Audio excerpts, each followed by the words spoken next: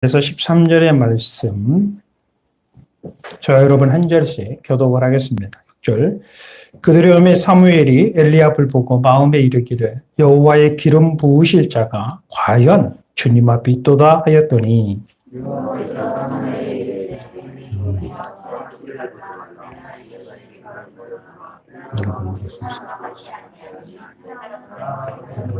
나 여호와는 중심을 보느니라 하시더라. 이새가 아비나답을 불러 사무엘 앞을 지나가게 하며 사무엘이 이르되 이도 여호와께서 택하지 아니하셨느니라 하니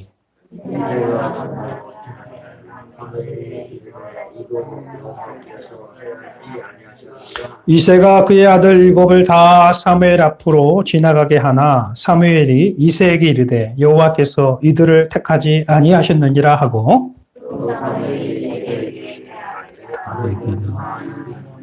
이새가 이르되 아직 막내가 남았는데 그를 하나 지키나이다. 에게 물어 그를 데려오라. 그가 여기 오기까지는 우리가 식사 자리에 앉지 않으라.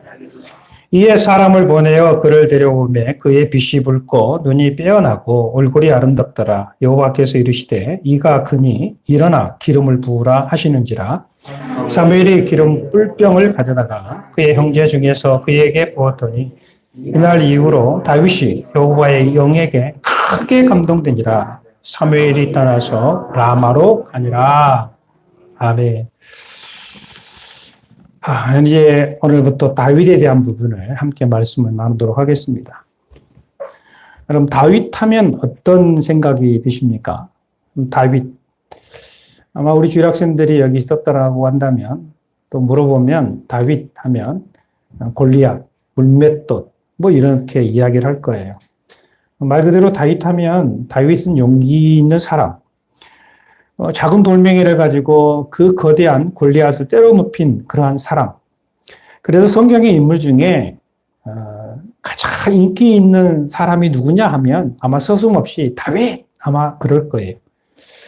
그래서 다윗은 용기 있고 싸움도 잘하고 멋도 있고 더군다나 사람들에게 인정을 받고 칭송을 받고 존경을 받고 뿐만 아니라 찬양도 잘하고 춤도 잘 추고 다루지 못한 악기들도 없을 정도로 악기도 잘 들고 어쩌면 이 다재다능한 아주 모범적인 그러한 삶을 살았던 사람이 바로 다윗 아니겠는가.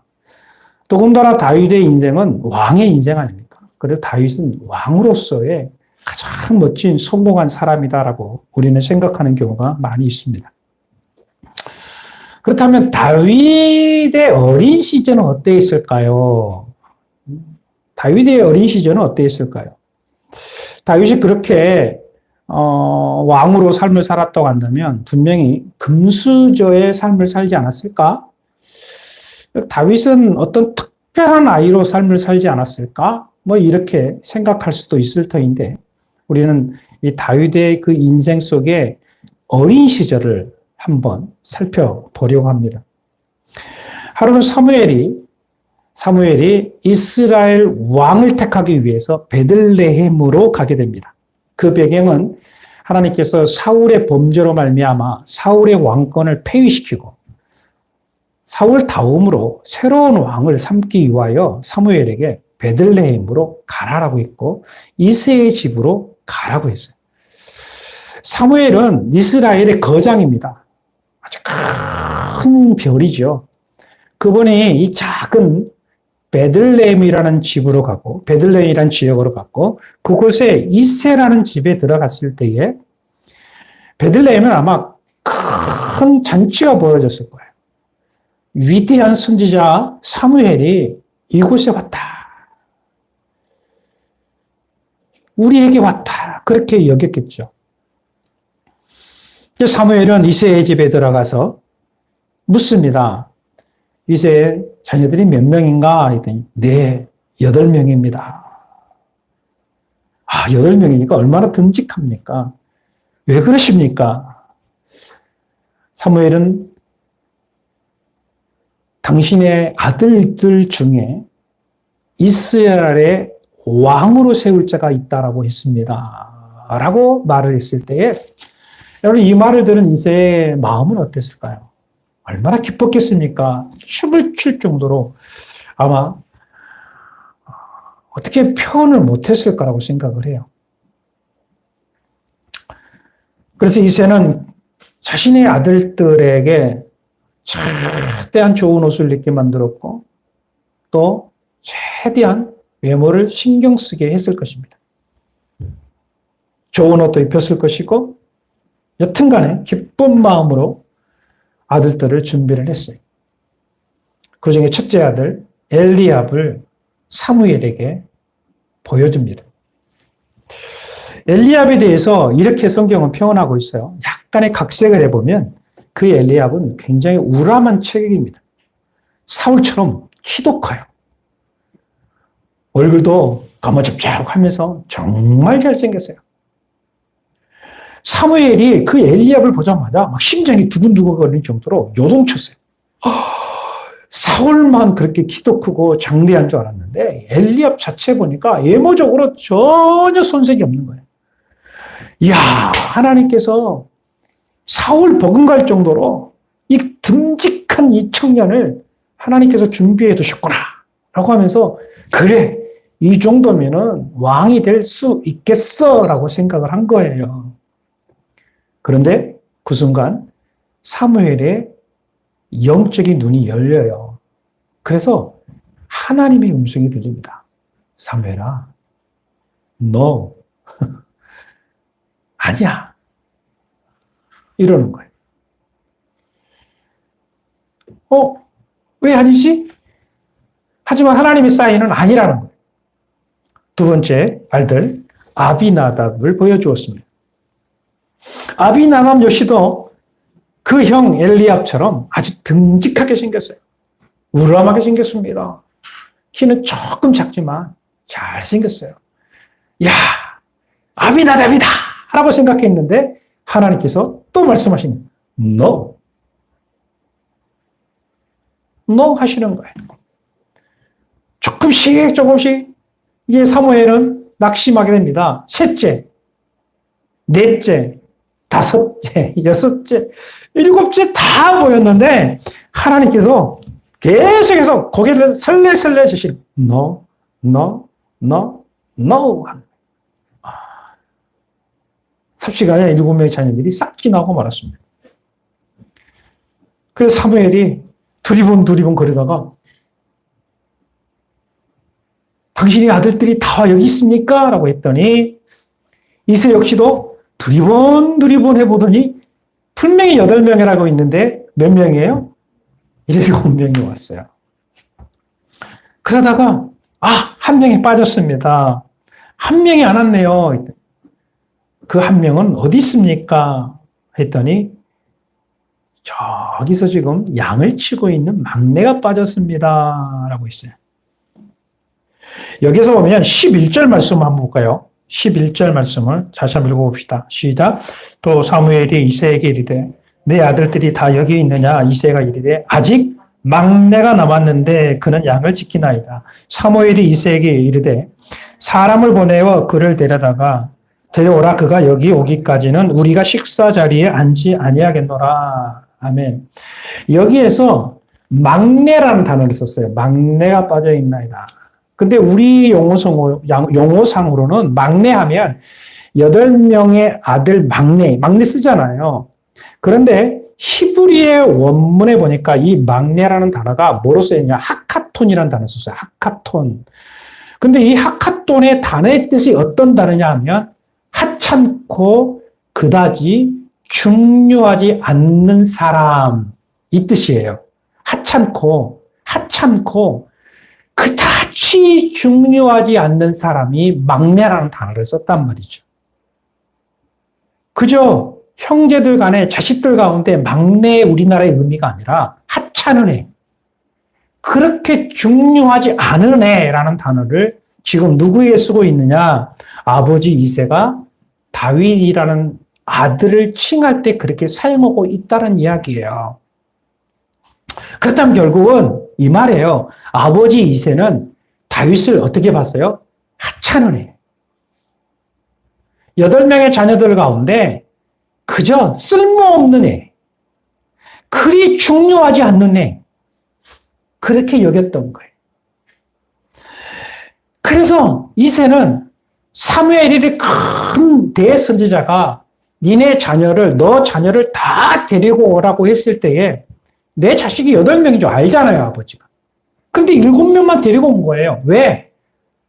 하찮은 애니까. 그래서 결국은 이거예요. 이새는 아들을 다윗을 사무엘의 말을 거절할 정도로 하찮게 여겼다라는 거예요. 그렇다면 다윗으로 돌아가게 되면 아버지가 이 정도 하찮은 애로 여겼다고 한다면 다윗은 어떤 삶을 살았다고 생각하십니까? 그냥 집에서는 완전히 찬밥 덩어리라는 거죠. 집에서는 찬밥 덩어리고 하찮은 존재로 그저 있는 듯 없는 듯 그렇게 삶을 살았던 사람이 바로 다윗이에요. 다윗에 대한 연구가 굉장히 많습니다. 왜 그렇다면 이새는 다윗을 이렇게 하찮은 존재로 여겼을까? 여러 가지 추측을 하게 되는데 설득력 있는 학자들의 의견은 뭐냐면 다윗은 그 어머니가 달랐다라고 이야기하는 사람들이 굉장히 많아요. 그 형제들, 7의 형제와 다른 여인에 의해서 태어난 아들이다. 어떤 이들은 첩의 아들이다. 이렇게 이야기하는 사람들도 많이 있습니다. 이제 이 부분은 조금 더 연구를 해보겠지만 저도 그렇게 생각을 해요. 성경에도 보게 되면 시편 27편 10절 말씀 한번 볼까요? 시편 27편. 자, 뒤로 조금 넘겨보면 시편 27편 10절의 말씀. 27편 10절. 읽어볼까요? 시작. 내 부모는 나를 버렸으나 여호와는 나를 영접하시리이다. 시편 27편은 다윗의 시편이거든요.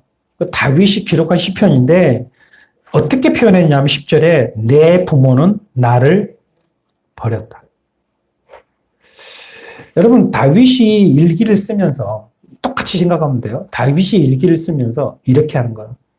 내 부모는 나를 버렸어요. 내 부모는 나를 버렸어요. 어린 나이에 버림받은 다윗. 구체적으로 어머니가 일찍 죽었는지 뭐 집을 나갔는지는 정확히 알 수는 없어요. 하지만 이 다윗은 자신의 시편을 통해서 내 부모는 나를 버렸다라는 표현을 해서 감히 썼어요. 내 부모는 나를 버렸다. 사람들은 나를 잊었으나 이 단어를 시편에서도 굉장히 많이 썼다는 이야기죠. 고대 근동 사회에서 아버지의 역할은 굉장히 중요합니다. 우리가 창세기에 보았듯이 어떤 아들을 소개하고자 할 때는요, 아브라함의 아들 이삭, 이삭의 아들 야곱, 그렇죠? 그럼 야곱의 아들들 누구누구 이렇게 표현을 썼어요. 그것은 아버지의 영향력이 그렇게 큰 거예요. 그래서 모든 자녀들은 아버지의 영향력 안에 있었어요. 그런데 오늘 그 아버지 영향력에 있어야 될 다윗은 아버지의 영향 밖에 있었다라는 이야기죠. 아버지로부터 하찮은 존재로 쓸모없는 자녀로 다윗은 그렇게 삶을 살았어요. 어린 소년으로서. 비단 이뿐은 아닙니다. 다윗의 형제들로부터 무시를 당하며 살았습니다. 이스라엘에 전쟁이 일어났어요. 전쟁터에 아들들을 보냈어요. 그랬더니 아버지가 아버지가 이 전쟁터에 나간 그 아들들이 걱정이 돼서 심부름을 시키는데 누구를 심부름 시키냐면 제일 어린 이 다윗에게 심부름을 시키는 거예요. 야, 너 전쟁터에 가서 니네 형인들 잘 있는가 한번 살펴보고 와라라고 이야기를 했어요. 여러분 다윗이 있는 곳과 전쟁터의 거리는 어느 정도일까요? 그 거리는 작은 거리가 아니에요. 여기에서 대전 그 이상의 거리예요. 그 거리를 그 어린 다윗에게 심부름을 시키고 있어요. 니네 형 잘 있는가? 보고 어려움이라는 거예요. 여러분, 아버지가 자식을 사랑한다고 한다면 내 아들을 전쟁터에 그 막내, 그 조그만 아이를 전쟁터 형들에게 보내겠어요? 저는 아비로서 못할 것 같아요. 차라리 내가 가지. 내가 가지. 아니면 집에서 있는 하인이나 다른 목동들을 보내서 그렇게 안부를 확인하고 오도록 해야 되지 않겠습니까? 그런데 이새는 누구에게 시켰느냐 하면 아들을 다윗을 시켰다는 이야기죠. 다윗은 그냥 아버지 시키는 이니까 전쟁터로 갔습니다. 그런데 여러분, 전쟁터에 자기 형들만 있나요?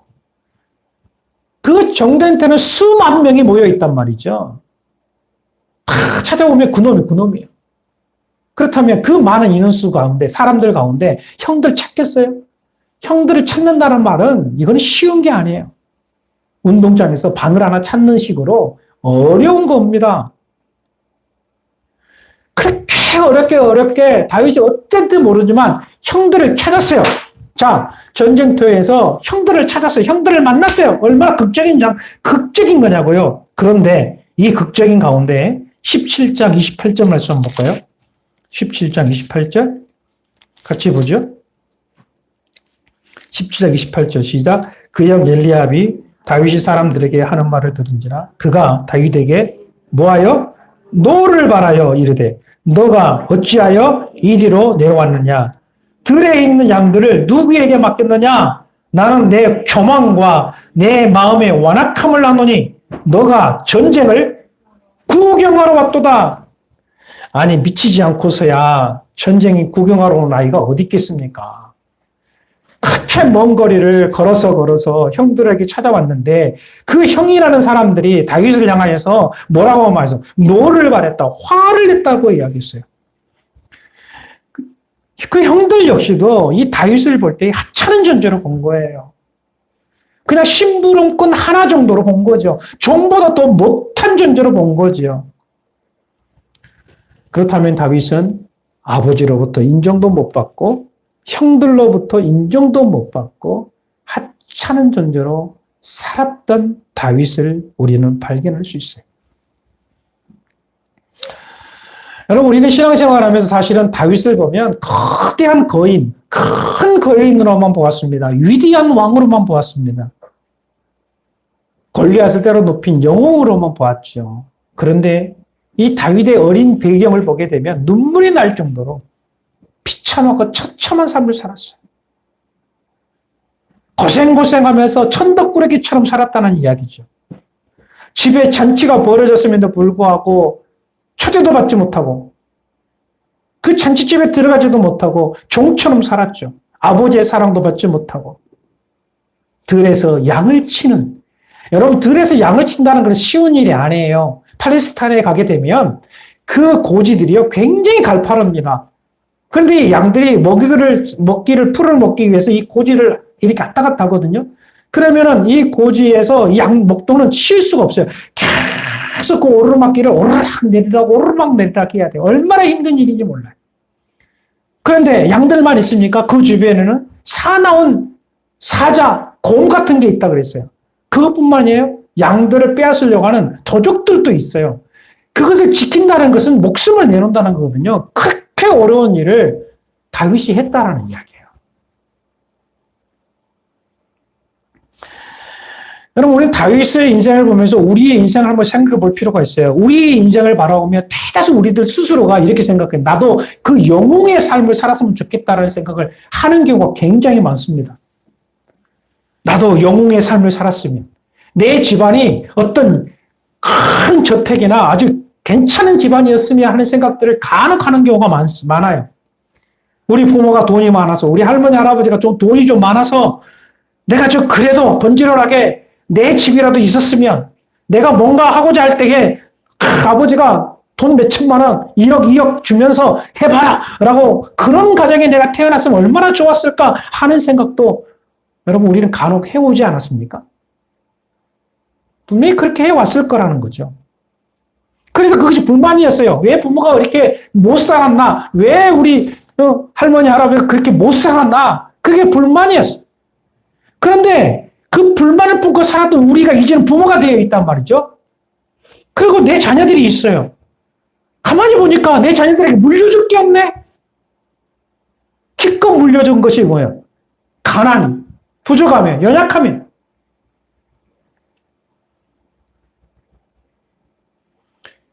결국은 다람쥐 쳇바퀴 돌듯이 우리의 인생사가 지금 그렇게 되어가고 있어요. 그러면서 그게 더 낙심이 되는 거예요. 절망하는 거예요. 그러면서 삶의 의미가 없는 거예요. 그저 엉망뿐이죠.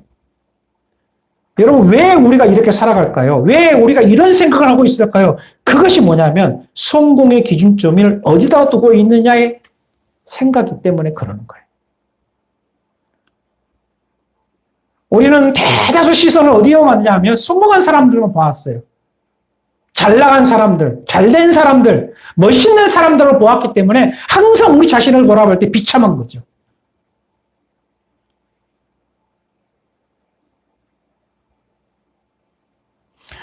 여러분, 성경은 성공한 다윗을 말하고 있지 않습니다.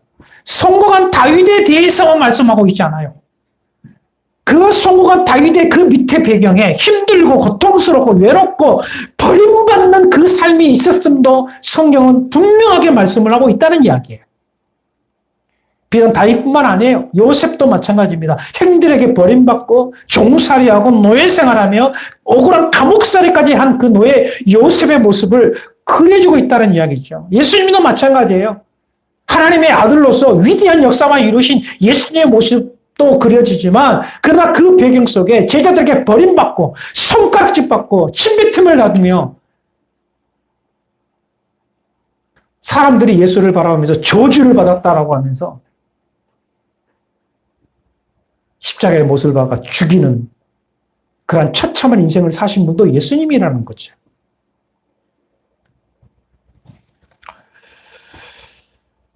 여러분, 우리 인생은 왜 이럴까? 나의 삶은 왜 이럴까? 라고 할 수도 있으나, 그러나 저는 이런 생각해 봐요. 지금, 나의 삶에 지금 있는 현재가 바로 가장 인생의 중요한 터닝 포인트의 지점이다라고 생각을 하는 거예요. 지금의 환경 속에서 힘들고 어려운 환경이라 할지라도 나는 그렇다면 어떻게 극복할 것인가? 이게 더 중요하다는 거죠. 이것을 성경은 우리에게 지금 말씀하고 있어요. 그 어렵고 힘들고 버림받고 아무런 내가 비빌 벽이 없는, 비빌 언덕이 없는 그 상황 속에서 그렇다면 나는 어떻게 삶을 살아가야 할 것인가에 대한 부분을 성경은 말씀하고 있다는 이야기죠. 그렇다면 이 천덕꾸러기 다음 아버지로부터 형들로부터 천덕스럽게 그렇게 미움을 당하고 있는 이 다윗은 하나님은 어떻게 그를 보셨을까? 이거예요. 하나님은 그를 어떻게 보셨을까? 사람의 기준점이 아니라 하나님의 기준점으로 우리가 한번 들어가고 있습니다. 12절 말씀 한번 보겠습니다. 16장 12절 같이 읽어봅시다. 시작. 이에 사람을 보내어 그를 데려오매 그의 빛이 붉고 눈이 빼어나고 얼굴이 아름답더라. 여호와께서 이르시되 이가 그니 일어나 기름을 부으라 하시는지라. 아멘. 하나님이 보실 때에 말씀하신 거예요. 그리고 이거 사무엘을 통해서 하나님의 영적 시각이 뭐냐면 그를 데려오매 그의 빛이 붉고 눈이 빼어나고 얼굴이 아름답더라. 여호와께서 이르시되 이가 그니 일어나 기름을 부으라.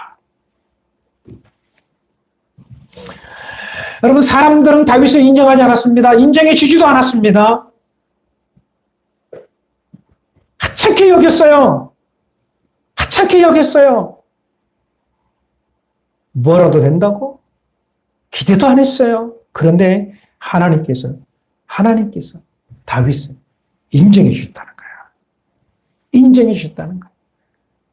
그의 가능성을 인정해 주셨고 그의 됨됨이를 인정해 주셨다는 거예요. 그렇다면 왜 하나님께서 그를 이렇게 인정했을까요? 사무엘상 16장 7절 말씀, 하나님이 인정해 주신 것은 16장 7절 말씀 봅시다. 시작. 여호와께서 사무엘에게 이르시되 그의 영모가 키를 보지 말라. 내가 이미 그를 버렸노라. 내가 보는 것은 사람과 같이 아니하니 사람은 외모를 보거니와 나 여호와는 본다고요? 나 여호와는 중심을 보느니라.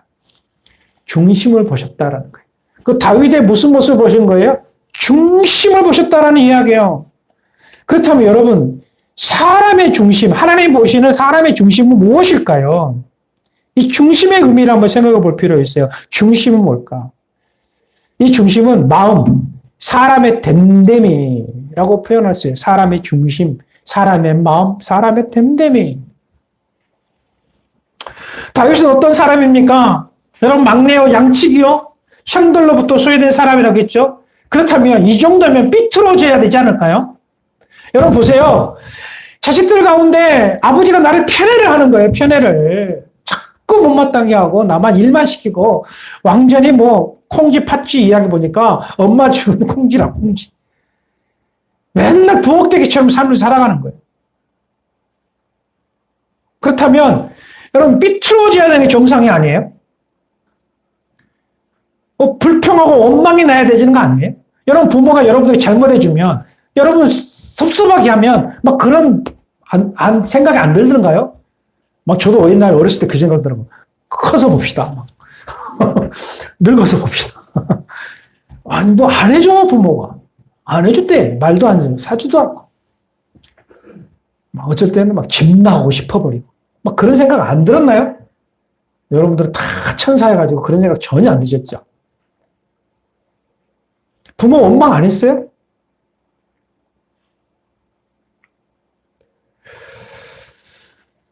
다윗은 사춘기예요. 14살, 15살 때쯤이에요. 그럼 중학교 2학년입니다. 중2. 얼마나 무섭습니까, 중2들.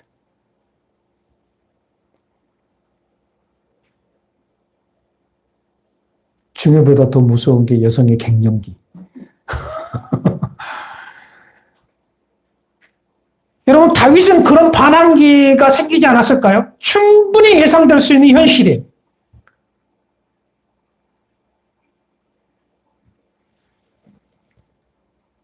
더군다나 지금 이제 다윗이 지키고 있는 양은 누구의 것이에요? 아버지의 것이죠. 아버지의 것이에요. 이 아버지의 것인데 나중에 재산 분배를 하면 누구에게 돌아가요? 형들에게도 돌아가겠죠. 그렇다면 양을 지키는 그 다윗에 소홀히 하고 싶은 생각 없었을까요? 갑작스럽게 곰이 나타나고 갑작스럽게 사자가 나타나요. 어떻게 해야 돼요, 다윗? 14살, 15살짜리 소년이라면 어떻게 해야 됩니까? 20살도 아니고 30살도 아니고 40도 아니에요. 그냥 10대예요. 사자가 와서 곰이 와서 양들을 해치려고 하면 당연히 도망가야죠. 도망가는 게 정상입니다.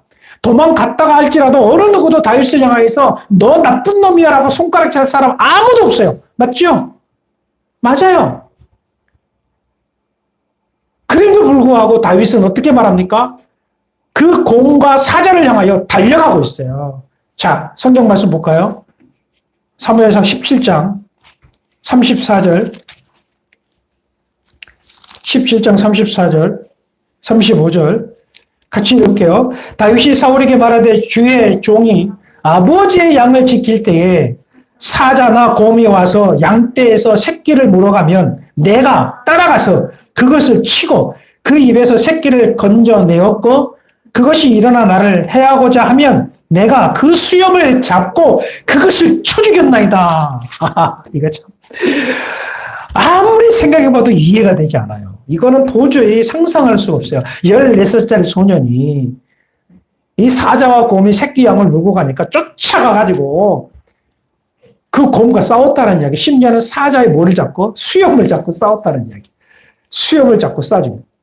이 삼손 정도로 한다면 이해가 돼요. 삼손 정도로 한다면. 엄청난 힘의 괴력자가 아닙니까? 그런데 14살짜리, 15살짜리 이 소년 다윗이 사자의 수염을 잡고 싸웠다?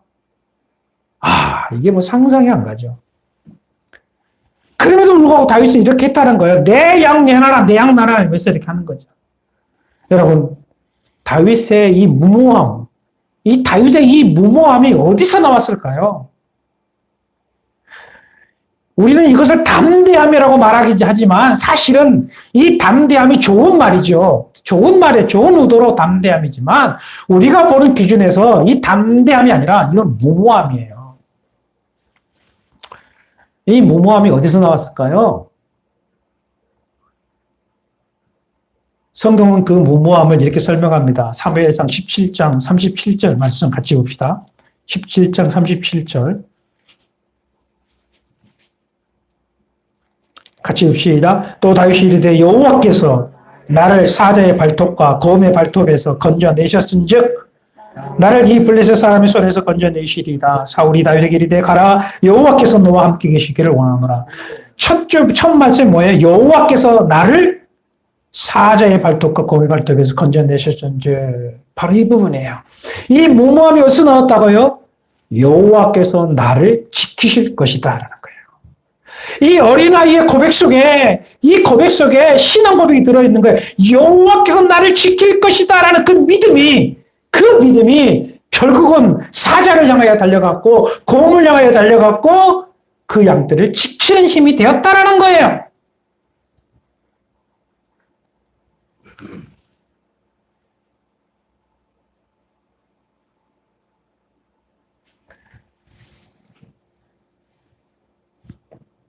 어떻게 다윗이 그렇게 여호와를 의지할 수 있었을까? 저도 시골에 살다가 고등학교 혼자 자취를 했습니다. 그리고 대학 진학을 하기 위해서 서울로 혼자 올라왔어요. 그리고 자취를 했습니다. 아무것도 없다 보니까 용돈도 벌어야 하고 학비도 버텨 써야 되고 그래서 알바를 할 수밖에 없었어요.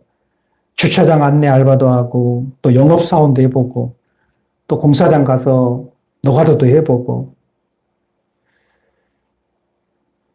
돈이 없어서 밥 먹을 돈이 없어서 식사도 거른 적도 있었고 또 책은 사야 되는데 밥을 굶고 그 돈을 모아서 책을 사기도 하고 뭐 그렇게 살았었어요. 근데 서울에 살고 있는 친구들을 가만히 보면 아침에 엄마가 해주는 따뜻한 밥 먹고 학교 오지요. 용돈들도 받아서 듬득하게 해서 가져오지요. 근데 모든 걸 저 혼자 했어야 돼요. 밥도 제가 해서 먹어야 됐고, 빨래도 제가 해서 입어야 되고. 한편으로는 굉장히 외로운 시간들이 있었습니다. 이 타향살이가 쉽지는 않죠. 굉장히 외로웠어요. 명절에 시골에 내려가야 되는데, 명절에 시골에 내려갈, 시골로 조금이라도 돈을 벌기 위해서 또 영업하러 다니면서 길거리에서 막 운 적도 있었어요. 종로에서 그거를 제가 잊지를 못하겠는데. 참 눈물이 나더라고요. 그런데 그 삶 속에서 나를 버티게 해주었던 힘이 있었어요. 그 외로움 속에서 나를 버티게 했던 힘이 뭐였느냐면 바로 주님이었어요. 내가 외로우니까 내가 힘이 드니까 다 간절하게 주님 앞에 무릎 꿇어지더라고요. 왜? 비빌 언덕이 없으니까. 비빌 언덕이 없으니까 주님밖에 없더라고요. 그래서 교회에서 밤새도록 기도하고 울면서 기도하면서 주님 나 비빌 기덕이 없는데 주여 나를 도와주십시오. 주님은 나의 힘입니다. 심지어는 돈이 없으면 주님 나 용돈 좀 주세요. 막 그렇게 막 기도도 했어요. 그 외로움 중에 그 힘든 중에 이상하게도 힘이 들면 힘이 들수록 주님을 더 의지하고 싶은 마음이 드는 거예요. 주님밖에 없다. 주님밖에 없다. 그때 주님은 나의 힘이 되어주셨고 주님은 나의 부족함을 채워주셨습니다. 여러분 다윗이 그러했어요. 외로울 때 주님을 생각했고 주님이 노래가 되어주셨고 주님의 속삭임이 들렸습니다. 양을 지키다가 밤이 되면 밤하늘의 별을 보면서 눈물이 쏟아지는 그 가운데서도 주님의 속삭임이 들렸어요. 다윗아, 내가 너를 사랑한다. 다윗아, 내가 너를 사랑한다. 내 부모가 너를 버렸으나 나는 너를 사랑한다. 그 외로움 중에 주님이 함께 하셨습니다. 그 외로움 중에 주님이 함께 한다는 사실을 그는 믿게 되었고, 그 외로움 중에 다윗은 하나님을 만난 거예요. 하나님의 사랑과 하나님의 위로를 다윗은 경험을 했어요. 그리고 그 하나님의 사랑과 하나님의 그 위로가 다윗에게 용기가 되어 왔습니다. 그 함께 하신 기적과 능력이 다윗으로 하여금 찬양이 나오게 하였고, 베풀어 주신 크신 사랑이 노래가 되고 춤이 되게 하셨고, 이 모든 것이 은혜가 되게 하셨다라는 거예요. 다윗이 얼마만큼 그 하나님의 사랑이 있었던지 그 다윗을 보던 사람들이 이렇게 표현합니다. 사무엘상 16장 18절 말씀 같이 볼까요? 16장 18절 말씀 이렇게 표현합니다. 18절 소년 중 한 사람이 대답하여 이르되 내가 베들레헴 사람 이새의 아들을 본즉 수금을 탈 줄 알고 용기와 무용과 구변이 있는 준수한 자라 같이 여호와께서 그와 함께 계시도이다. 아멘. 여호와께서 그와 함께 계시도이다. 여호와께서 그와 함께 계시도이다. 그렇다면 다윗을 다윗되게 했던 이유가 무엇입니까? 그의 믿음, 그의 용기, 그리고 하나님의 선택이 어디에 있다고 생각하십니까? 바로 다윗이 그 외로움 속에 하나님을 가까이 했기 때문입니다. 사람의 외면이 하나님을 더 가까이 하는 힘이 되게 했고, 사람의 칭찬과 격려가 없음이 하나님의 사랑을 더 느끼게 했고, 광야에서 혼자 있는 시간이 하나님을 만나는 시간이 되게 했습니다. 외로움의 눈물이 기도가 되게 했고, 부모와 형제들의 거절이 하나님의 손을 더 붙잡게 만들었습니다. 여러분, 다윗은 현실을 탓하지 않았습니다. 부모를 탓하지 않았습니다. 형제들을 탓하지 않았습니다. 탓할 시간이 없었어요. 왜요? 이미 다윗은 하나님을 만났기 때문에. 하나님을 만났기 때문에 그 안에는 어떤 불평과 불만이 있을 수가 없었어요. 그것이 요셉을 통해서도 우리에게 보여주지 않습니까? 하나님을 만났더니 자기를 판 그 형이 앞에 있어도 형들을 원망하지 않았다는 거지요. 그 안에 하나님이 가득하니까 미움도 원망도 불평도 자리할 수 없어요. 하나님을 향한 그 사랑이 다윗으로 하여금 한계를 뛰어넘게 만든 거예요. 한계를 뛰어넘게 만든 거예요. 그 현실의 한계를 뛰어넘게 만든 거예요. 사랑하는 성도 여러분, 지금 외롭다고 느끼십니까? 절망적이라고 생각하십니까? 어느 누구도 여러분을 인정해 주지 않다고 생각하십니까? 그렇다면 차라리 그것을 즐기십시오. 그 외로움을 즐기십시오. 그 외로움이 하나님을 더 가까이 하는 시간을 만들 것이고, 그 외면이 하나님의 사랑을 더 느끼게 만들 거예요.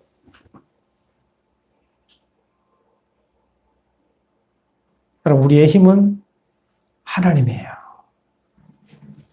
주님은 여러분을 거절하지 않습니다. 결코 주님은 여러분들을 외면하지 않습니다. 부모가 나를 버릴지라도 여호와는 나를 사랑하셨나이다. 이 다윗의 고백이 저와 여러분의 고백이 되기를 간절히 바랍니다. 외로울 때 주님 만나시면 그 외로움이 기쁨이 될 것이고 찬송이 될 것이며 감사가 될 줄로 믿습니다. 지금의 한계를 다윗처럼 뛰어넘는 저와 여러분이 되기를 주의 이름으로 축원합니다. 아멘. 기도하겠습니다. 여러분, 이 시간에 다윗의 어린 시절을 돌아보면서 여러분은 어떠한 삶을 살고 있는지, 여러분은 어떠한지를 한번 생각해 보십시오. 주님은 여러분을 향하여 손을 내밀고 있습니다.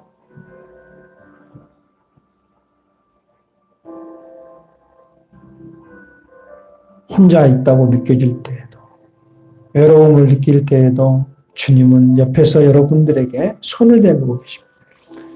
그 주님의 사랑을 여러분 느끼시면서 남은 삶을 주님과 함께하는 삶을 살아갔으면 좋겠습니다. 함께 기도합시다. 주여 나의 손을 붙잡아 주소서. 주여 지금의 한계를 극복하는 하나님의 사람들이 되어지게 하옵소서. 하나님 원하시고 하나님 바라시는 믿음의 삶을 살아가게 도와주시옵소서. 주를 더 깊이 사랑하며 주를 위해서 전합가 되어줄 수 있도록 주여 도와주시옵소서. 주여 도우소서. 주여 은혜 베푸소서. 하나님 아버지이시는데 하나님 그 사랑을 희어진 역사가 임할 수 있도록 주여 도와주시옵소서. 나의 주 나의 하나님이여 힘과 능력을 도와소서. 은혜 부어소서. 십자가 붙들고 말씀 붙들고 삶을 살아가게 하소서. 날마다 되어간 하나님 은혜 속에 삶을 살아가는 하나님의 사람들이 되어집니다. 나의 눈물을 보시며 나의 이름 보시며 당신의 거룩한 사랑 위에 손으로 저들을 붙잡아